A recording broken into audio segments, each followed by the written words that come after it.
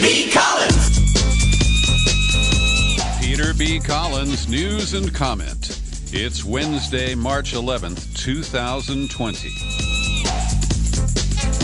Democratic voters, shepherded by the party's leadership and the corporate media, have basically decided that Donald Trump is going to get a second term. With a major sweep in the primaries held on Tuesday, Joe Biden is in a very strong position to secure the nomination. And the hopes of Bernie Sanders and his supporters are fading. Now, I want to be clear, it's mathematically possible for Bernie Sanders to still pull this out. But the trends are pretty clear. And what we have seen in the last couple of weeks is stunning. It leaves many Sanders supporters bewildered, trying to figure out what happened. Because this reversal of fortunes, where Biden was politically dead, Sanders was on the ascent. And after the party leadership got that memo from Mike Bloomberg and his staff, and after the victory in the Nevada caucuses, it's very clear that decisions were made to stop Bernie Sanders. And those decisions have had a stunning impact in a very short period of time. And it was really quite depressing to watch the returns come in. I had hoped that the polls about Michigan would be proven wrong. But Biden's sweep was even bigger than those polls predicted. And Washington State, that Sanders won in a landslide against Clinton 4 years ago, is still too close to call. It's a virtual tie. And what this tells us, when you combine the voter behavior, what they tell the exit poll questioners, and that is they essentially support Bernie's policies, but they don't believe he can win. And why they believe that Joe Biden, who is stumbling and bumbling, carrying all that political baggage, why they believe he can beat Trump and Sanders can't, continues to baffle me. Now, I know that most people don't have as much information as you and I do. They don't bother. But to just take the word of MSNBC and CNN and say, well, if we're going to defeat Trump, we all have to rally around this wounded Joe Biden, I just find it inexplicable. And it lays the groundwork. Absent any big shift, Trump could lose. But I don't think Biden will beat him. Trump will lose to coronavirus, to a worldwide recession. But I don't think he will be beaten by a Democratic campaign led by Joe Biden. So Bernie Sanders kept to himself last night. He was hunkered down at his home in Burlington, Vermont. And the media made a big deal that he didn't come out and speak. But he did appear this morning. And you'll notice from his first phrase that Bernie Sanders has pivoted to, I think, preparing himself and his supporters for the likely loss to Joe Biden. And so his opening statement, as you'll hear, is that his top priority is to beat Trump. Last night, obviously, was not a good night for our campaign from a delegate point of view. We lost in the largest state up for grabs yesterday, the state of Michigan. We lost in Mississippi, Missouri, and Idaho. I very much look forward to the debate in Arizona with my friend Joe Biden. And let me be very frank as to the questions that I will be asking Joe. Joe, what are you going to do to end the absurdity of the United States of America being the only major country on earth where health care is not a human right? Are you really going to veto a Medicare for all bill if it is passed in Congress. Joe, how are you going to respond to the scientists who tell us we have 7 or 8 years remaining to transform our energy system before irreparable harm takes place to this planet because of the ravages of climate change? Donald Trump must be defeated, and I will do everything in my power to make that happen. On Sunday night, in the first one-on-one debate of this campaign, the American people will have the opportunity to see which candidate is best positioned to accomplish that goal. Now, this is a different clip than the one I thought I was going to play, and his comment about defeating Trump is placed at the end. But he actually 2014, Russia sends troops into... But he actually bookended his remarks with that similar statement that his top priority is to beat Trump. And it's possible that in the Sunday debate that Sanders will pull his punches and contrast himself with Joe Biden, but not go for the jugular.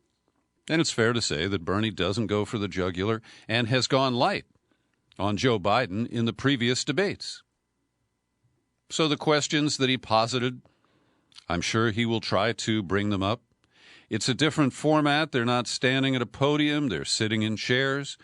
The moderators apparently will ask some of the questions, but they were planning to have audience questions, but because of the coronavirus shutdowns on public gatherings, it's possible that those will be videotaped questions coming in. And so as we look at this, it is a real setback for progressives. And for those of us who thought that there was some prospect that Sanders could prevail in this complex primary race and end up as the nominee running against Donald Trump. Alexandria Ocasio-Cortez said there's no sugarcoating it. Tonight's a tough night. Sanders was on pace to win 0 counties in Missouri and in Mississippi, which is not unexpected.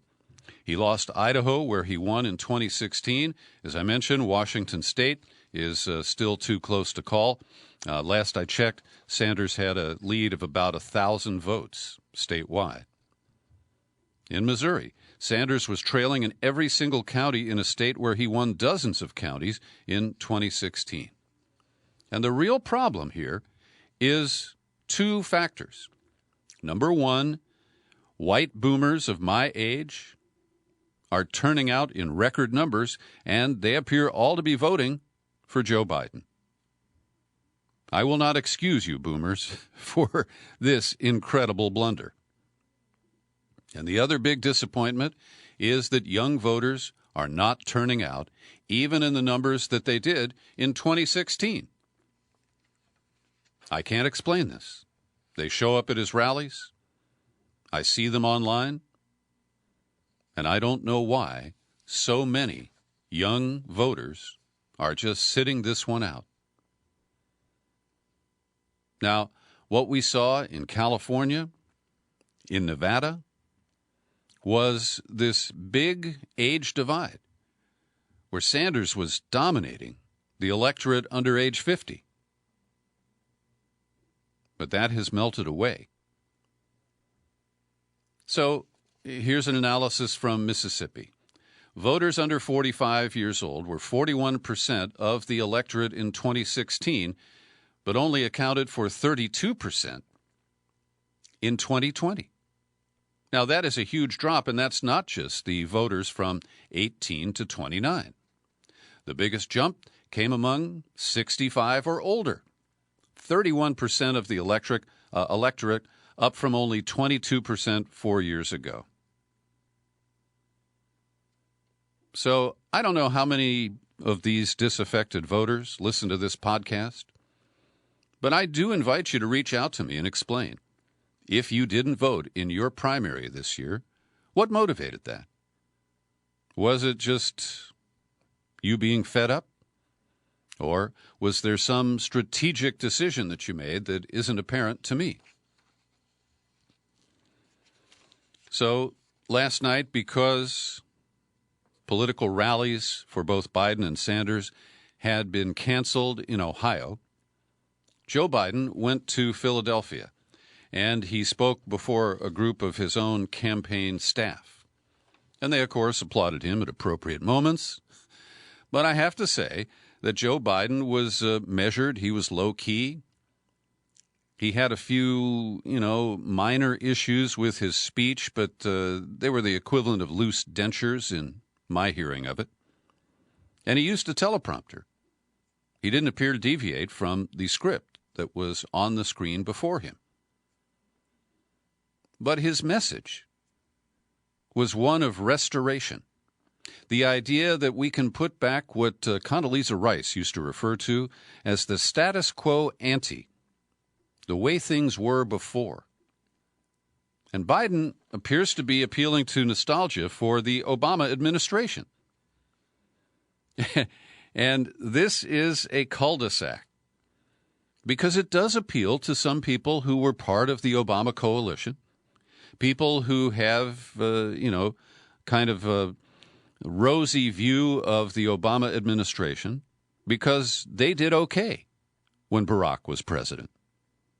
But there are millions of Americans who didn't. They never recovered from 2008. They didn't recover from the job losses in manufacturing in the Midwest. The Obama administration opened the door for the election of Trump.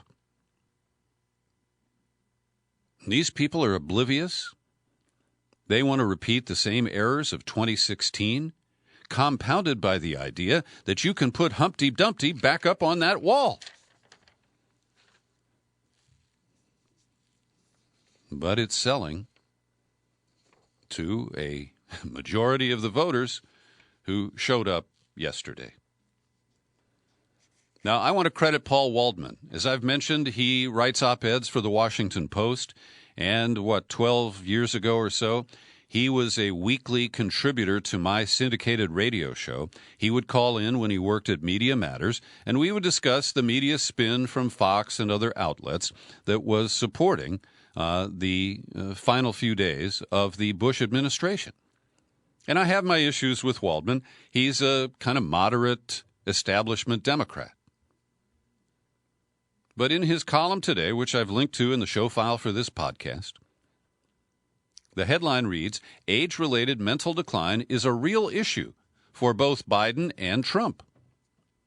Now, I think that is a fair way to wade into the commentary that is off limits today if you're part of the Democratic machinery, and that includes the media pundits who refuse to acknowledge the decline of Joe Biden's cognitive abilities. And last night I was watching CNN, and the panel tiptoed around it. I think at one point Van Jones made a comment about how, Biden is prone to gaffes. But nobody there would mention what is obvious to all of us who are unbiased and who are not in denial about Joe Biden. So Waldman writes that Trump has decided to build his campaign on the accusation that Biden is suffering a mental decline that makes him unfit for office. Unlike many of the claims Trump makes, this one is not completely without evidence. Now, that is a very measured statement, right? He says it's not completely without evidence. So he's trying not to offend his Democratic readers. And he alarms them with Trump and his allies are mounting a comprehensive, coordinated effort to paint Biden as senile. And they go through the tweets that you're probably familiar with. It cites that Sean Hannity, Tucker Carlson, Brit Hume, Rudy Giuliani, all have made recent comments about alleged senility or signs of dementia on the part of Joe Biden. And Waldman writes, of course, coming from Trump and his allies, this is utterly bonkers. The president regularly gives remarks full of bizarre digressions, puzzling illogic, garbled words, and slurred speech. He says his father was born in Germany. Actually, it was New York. Says oranges when he means origins. Thinks windmills cause cancer. And appears to believe that stealth planes are literally invisible to the naked eye. And Waldman continues, just as Trump accuses his opponents of being corrupt to counter the weighty evidence of his own corruption, the attack on Biden's mental state is part of an attempt to distract people from the fact that Trump himself is temperamentally, intellectually, and morally unfit to manage a 7-Eleven, let alone the country. He doesn't use the word projection, but that's what he's talking about. And then he says, I'm not saying that discussion of Biden's mental acuity should be off limits. Good for you, Paul. Then he says we shouldn't forget that some on the left, including Bernie Sanders supporters, have aggressively promoted the idea that Biden is experiencing cognitive decline. It's because we're alarmed. Because the idiot Democratic electorate is falling in line to put up a guy who's going to lose big time with defects, including these infirmities, that are obvious to us at the very time that he is being forced upon us or foisted on us. One more bite from Waldman. If Biden is the nominee, we'll have two candidates in their 70s, neither one of whom seems quite as sharp as they were in earlier days. You can see it with Biden on the stump every day, and you can see it by comparing the Trump of today to the one you'll find in old interviews, in which he's far more articulate and able to see a thought through from beginning to end. And now we go into this bubble zone, where the bubble that was set up to protect Joe Biden from any criticism over his son's role on the board of Burisma, over the whole Ukraine investigation, over his role in the firing of the Ukrainian chief prosecutor, all of that was set aside, and we were told they did nothing wrong. And as I've frequently said, the actions of the Bidens were as perfect as Trump claims his phone call to Zelensky was. And Trump's lingering guilt about that showed up in a comment that he made at the CDC last week, where he's talking about how coronavirus test kits are perfect, just like his letter. He was talking about the transcript of the phone call with Zelensky. Well, the Ukraine thing is not going to go away, but there has been an abrupt shift on the part of Ron Johnson, the chair of the Senate Governmental Affairs Committee. He was going to call a Ukrainian official connected to Burisma, a guy named Andriy Telezhenko, to testify. And now Ron Johnson, who chairs the committee, Republican from Wisconsin, says out of an abundance of caution and to allow time for senators to receive additional briefings, that he would postpone this. And this was driven by Michigan Democrat Senator Gary Peters, who called for additional intelligence and law enforcement briefings on whether pursuing investigations of the Bidens and Burisma would assist the ongoing Russian campaign to interfere in our elections this year. Oh, boy. You know, they just keep shoveling that bullshit at us. And because of the huge wave and the giant margins that Biden has run up, and they are increasing from 1 week to the next, it will make it virtually impossible. It's going to drown out any concerns about the integrity of these primary elections. And I'm not letting go. I have linked to the website of a man named Theodore Macedo Soares. He has been monitoring exit polls since 2008. And he looks at Massachusetts. Disparities greatly exceeded the margin of error. South Carolina. Biden's vote count exhibited the largest disparity from his exit poll projection. California. The disparity between the exit polls and the tally to date appears to have cut Bernie Sanders' lead by half. Even his home state of Vermont, the exit poll and vote count for Sanders and Biden had disparities of 10.8%. And in Texas, Biden lost in the computer counts by 4.5%. So these are serious defects. and they will never really be deeply investigated, at least not by mainstream or government officials, because they'll say, who cares? Bernie lost, and this could not make the difference. Meanwhile, an op-ed at The Guardian today by a couple of election activists argues for ranked choice voting in the presidential primaries. We discussed this earlier this year in a podcast with Adam Eichen, who is a young activist. Eichen is affiliated with Professor Larry Lessig, and he has advanced the proposal to use ranked choice voting in the presidential primaries. And it could have changed things quite a bit this year as the wave of support shifted so dramatically. And we still have questions about whether that shift was orchestrated.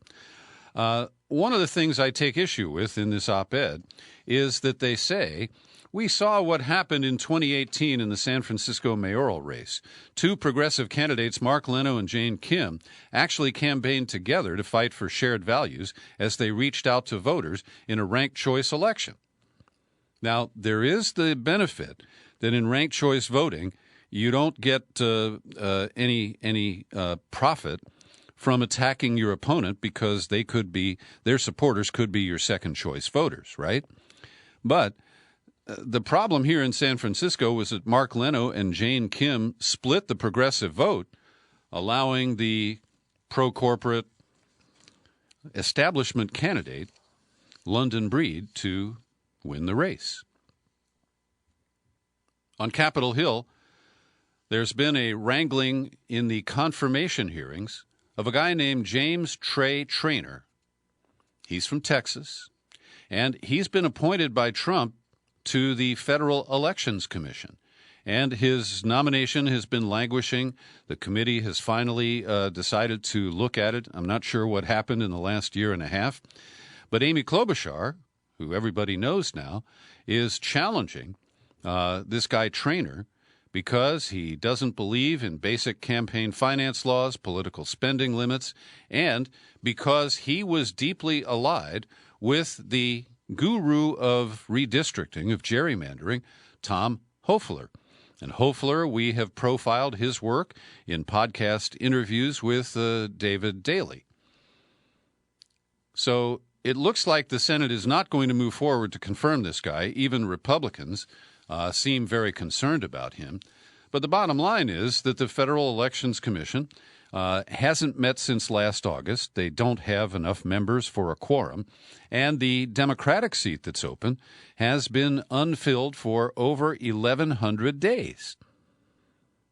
And this is the commission that should evaluate complaints about fundraising, about, misleading or deceitful campaign commercials, but they are conveniently inoperative during another campaign cycle this year. And just a quick note from here in California, Ann Revelle, who is the previous chair, a Democrat who served on the FEC, won a primary election for a state Senate seat here in California. She's based in San Jose and will run against another Democratic opponent in the fall. Kamala Harris is complaining, accurately, about the coverage that she received from the media when she ran for president last year. And she talks about some clear episodes of bias where reporters assigned to cover her did not understand. For example, the zeitgeist at Howard University. And I don't quibble with the complaints that Harris offers. But she's only concerned about herself. And she doesn't mention the blatant mistreatment by the media of Bernie Sanders and, more recently, Tulsi Gabbard. And I think that says a lot about who Kamala Harris really is. I don't believe she had to drop out of the presidential campaign because of biased coverage. It was because she was exposed as a poser of a progressive. And it was Tulsi Gabbard who did the exposure. Over at the New York Times, opinionator Ross Douthat offers two narratives or two analyses of why Bernie Sanders is suffering in these primaries and Joe Biden is on the rise. And his pundit description says that, the field consolidated suddenly and surprisingly around a resurgent Biden, and Sanders hadn't prepared adequately for that possibility and wasn't quick enough to pivot in response. That's a fair criticism. Then he goes on to say that after his victory in Nevada, that instead of reaching out to Democrats who appeared uncomfortable with Sanders, those days were spent in either an admirably principled or insanely truculent argument about how the Cuban communist issues related to Bernie. And this really makes me angry, because that was a trap. It was an ambush conducted by Anderson Cooper on 60 Minutes, who raised an irrelevant question about the way Sanders commented on Cuba in the 1970s and 1980s. So I don't agree with Douthit there. But then he says his second theory is that the coronavirus has scared the shit out of so many Americans that it has led them to a flight to safety. And the arms of Joe Biden caressing the shoulders of a stranger from behind, that's what people see as safety? When Bernie Sanders is the one who talks about shaking up the healthcare system in this country to make it more democratic, to make sure that everybody is covered. And how can the people of Michigan ignore that and say that Joe Biden is the guy who can deal with this pandemic? You can tell. I am a befuddled guy today. My friend Norman Solomon has a piece over at Common Dreams, and he's not ducking the reality. He says that the chances of Bernie winning the nomination have sharply diminished, but it's still possible. And he says no matter what movements for basic social change and democracy will vitally persist with long-term struggles to wrest power out of the hands of oligarchs and their functionaries is up to us. He also notes that dominant media have routinely slanted coverage to make Sanders look bad, often bypassing context and skewing facts. He references the smear last week about Bernie as mayor of Burlington trying to set up a sister city relationship with a Soviet town. He says corporate media and corporate Democrats want the Bernie 2020 campaign and the grassroots energy behind it to melt away. But he says that's not going to happen. And a great piece, a deep dive over at consortiumnews.com by Jonathan Cook, who takes a kind of big picture, high-altitude view of this race in the United States. Biden's campaign is a reminder that power is indivisible. Trump or Biden for president, it doesn't matter to the power establishment. An egomaniacal man-child, Trump, representing the billionaires, or an elder suffering rapid neurological degeneration, Biden, representing the billionaires, are equally useful to power. A woman will do, too, or a person of color. The establishment is no longer worried about who stands on stage, so long as that person is not a Bernie Sanders in the U.S. or a Jeremy Corbyn in the U.K. And he goes on to discuss the powerful, virulent, and inaccurate Bernie Bros tag that was effective in depicting Sanders and his supporters as out of control, angry, attacking people on Twitter. What else do you do on Twitter? And the role of the DNC in this remarkable transition of just the last couple of weeks. He writes, because power prefers darkness, the DNC is doing its best to exercise the power behind the scenes out of sight, at least unseen by those who still rely on the mainstream corporate media, which is also part of the power establishment. I've linked to Cook's piece. It's in the show file for today's podcast, and it is a recommended read. Ryan Grimm at The Intercept gets it right, too, because he echoes my scenario, that it was the 60 Minutes interview that began the decline of Bernie Sanders. It was a trap set up by Anderson Cooper, and it diverted the conversation for a week and a half away from current foreign policy issues of great import to this distraction about whether the red baiting of Sanders was accurate or not. So I think Ryan Grimm has a good analysis of how we got to this ugly spot where we are today. Every day I pause for a moment to thank the people who support my work here at the Peter B. Collins Podcast with your subscriptions. People like Suzanne Bowen, Aidan McAleer, Faith Peoples, and Benny Alto. They each chip in $5 to $20 a month to support my ranting and raving.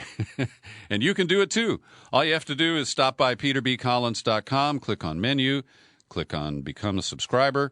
You'll be taken to the sign-up page, and it just takes a minute or two to set up a PayPal link and choose the level of support that fits your budget.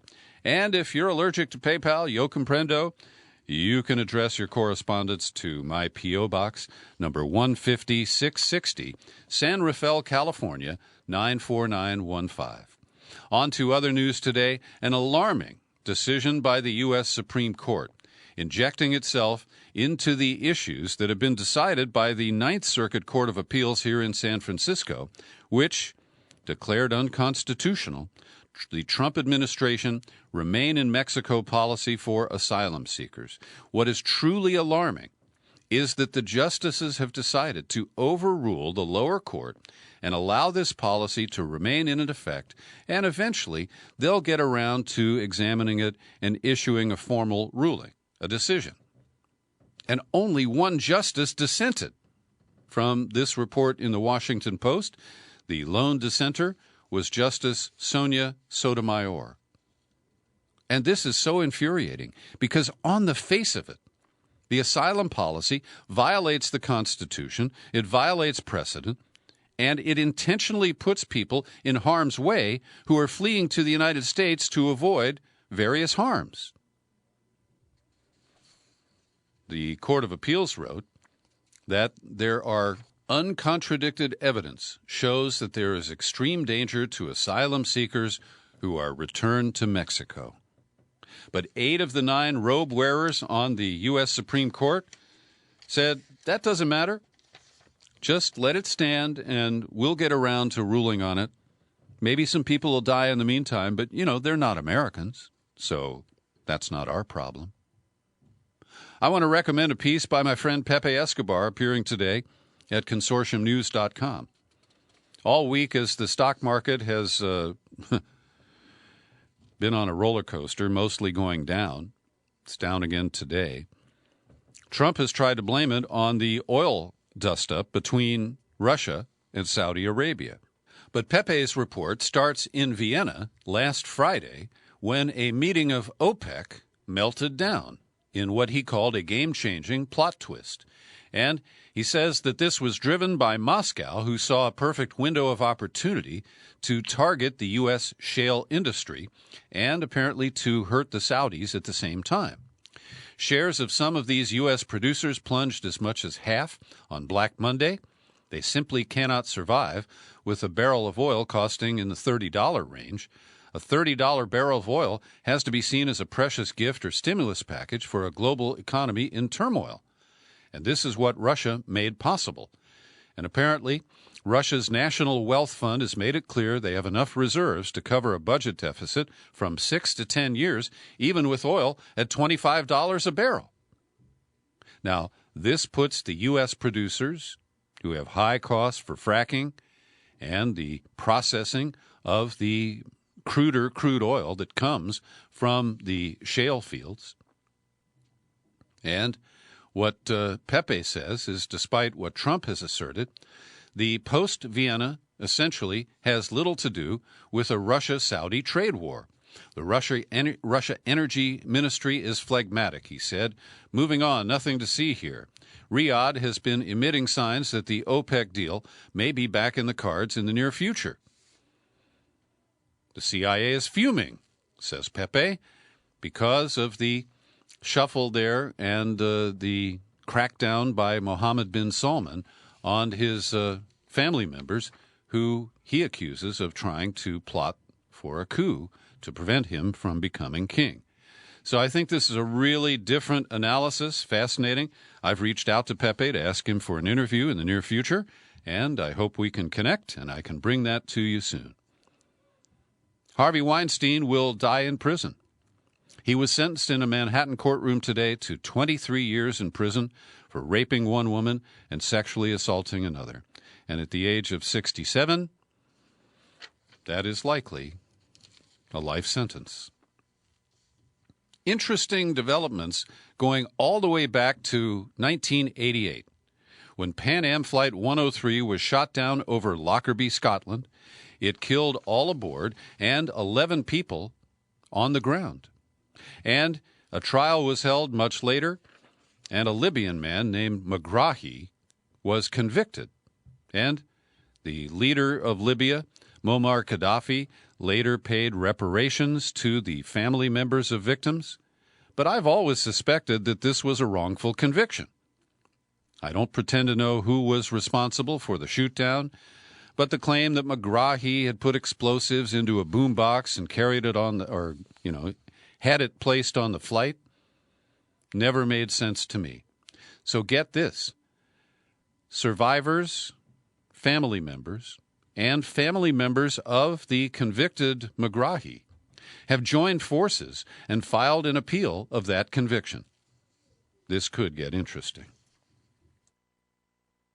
And finally today, coverage of the coronavirus outbreak is difficult for a one-man band like me, and so you can't expect that I'm going to be able to cover this global pandemic.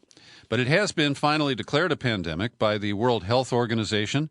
That's bad for the people who bought the pandemic bonds that come due, I think, in July. So they are going to lose their investment there. But that does provide funding for nations that do not have the resources to deal with a crisis of this sort. I also want to mention that in my coverage earlier this week of the Trump photo op at the Centers for Disease Control in Atlanta last week, I inaccurately said that Anthony Fauci was standing next to Trump and did nothing to intervene as Trump lied. I was wrong about that. It was actually Alex Azar, who is Trump's Health and Human Services Secretary. Fauci himself was on Capitol Hill today telling what he believes to be the truth. The bottom line, it's going to get worse. We recommend that there not be large crowds if that means not having any people in the audience as the NBA plays. And what about the March Madness tournaments? It does appear that many of those will be played without any fans in attendance. Latest talk of fiscal interventions is to extend the tax filing deadline beyond April 15th. Well, that doesn't do much for most people. And I'm just in the process of putting my tax materials together for the tax preparer right now. I'm going to make that April 15th deadline, whether they extend it or not. And the news from Italy, the case count continues to climb. More than 2,000 increase from day to day. There are now 12,460 identified individuals with coronavirus. More than 800 people have been killed there. The caseload here in the U.S. has crossed the 1,000 mark. And the other day I shared an email that came from our friend Jerry Frazia, who lives at Lake Como in northern Italy. And he said that in a report about his observations last Sunday, well, things have changed a little bit. And he mentions that his wife Cheeky and I, he said, got a tickle from my sharing of his previous report. And he said, I played that for Cheeky just as I was preparing to ride my bike through the main shop area of Bellagio. And he writes, she is more freaked out about all of this than I am. But I'm getting there, he says, arguing that I'm not taking it seriously enough and giving me hell for riding through the shop area to begin with. I said to her, I have to go now. I'm a reporter. Well, Jerry, we're promoting you to correspondent because you've given us great reports. He says when he went around Bellagio, the day began with the announcement of severe new restrictions. I tried to read them in Italian but gave up. I wasn't sure if with these restrictions we would be able to open our gallery or not. The restrictions seem to allow bars and restaurants to open, but they have to close by 6 p.m. Supermarkets are closed on weekends to prevent crowding. Now, he says, you'll recall my last observations took place on a Sunday, which is a day when people from Milan and Como flood Bellagio. So it was not surprising to see pockets of people here and there. Yesterday, however, was different. Everything, all shops were closed. The contrast to what would be a normal spring day was starkly evident. There were a few people walking about. Whenever I would pass these people, we would look searchingly into each other's eyes. The looks were of concern, an awareness perhaps that we are living through an historical moment. The looks were also of fear, as if we were saying to each other, do you feel it too? What is happening? Well, that's our correspondent, Jerry Frazier. We look forward to his next dispatch. Thanks for listening to my daily news and comment podcast. You can share it all over the place. You'll find it on YouTube. And I'm Peter B. Collins. Happy trails to you until we meet again. Happy trails to you. Keep smiling